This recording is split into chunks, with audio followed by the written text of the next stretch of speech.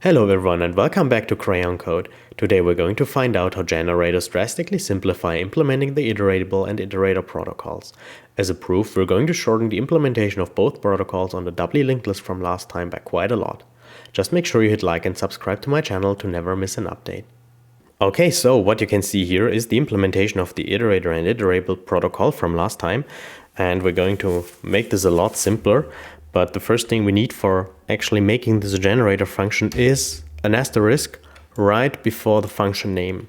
So this really tells the interpreter of JavaScript that this is a generator function. And since we actually want to make it that a lot simpler, I'm simply going to delete a lot of stuff we're not going to need anymore. But we keep the current variable because we somehow still need to store the position where the iterator last was, and the current variable still serves that purpose very well, so we keep that. And now the key difference is that we use a while loop here because, and this is tightly connected to the yield keyword, which is exclusively available in generator functions, which means that we still destructure the current position into value and the reference to the next item.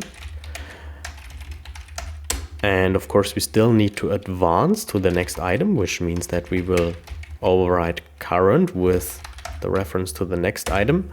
And now, instead of having to return an object with value and or done, we simply use the yield keyword. Because the yield keyword is something truly awesome because it's something, yeah, you can actually see it as a stateful return statement, which means that you actually use it like a return statement because the value, the current value of the current iteration is passed to the yield statement.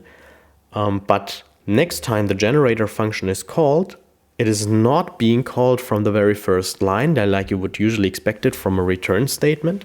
But the yield keyword memorizes where the generator function has last been called, and it does not restart at the beginning but continue right after the yield statement. So after you yield the first value, and for the next iteration, it will go back into the while statement here, recheck the condition, and just continue where it was before. And this is how it actually works. So we continue through that while loop. Every time we have iterated to the next value, we yield it back to the caller. And once we have reached the end of the linked list, current becomes null, so this condition is not fulfilled anymore. And once the execution reaches the end of the while loop and also the end of the generator function, it is simply terminated. So we don't actually have to worry about passing an object which is correctly structured with value and or done properties, but we just yield the values we want to pass to the caller, and the generator function actually takes control of the right signatures which are going to be returned.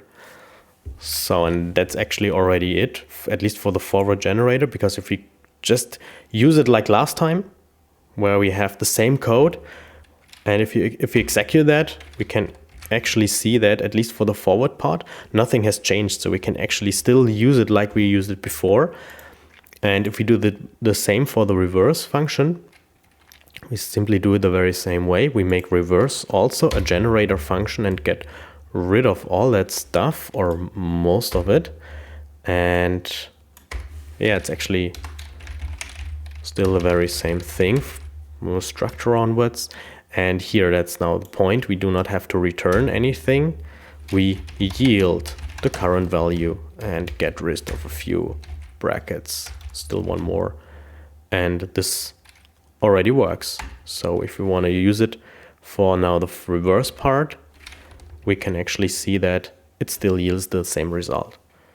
So as you can see now, if we compare it actually, so it's much simpler using generator functions instead of implementing iterable and iterator by hand. Make sure you hit like and subscribe to my channel. Thanks a lot for watching, and I hope you enjoyed that quick introduction on generators in JavaScript. Stay tuned for the next episode.